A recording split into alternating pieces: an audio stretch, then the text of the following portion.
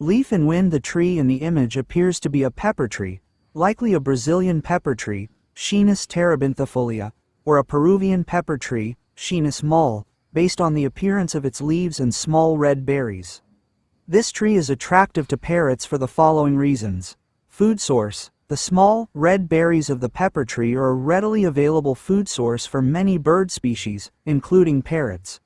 Shelter and nesting. The dense foliage and branches of pepper trees provide suitable shelter and nesting sites for parrots, offering protection from predators and the elements. Leaf in wind.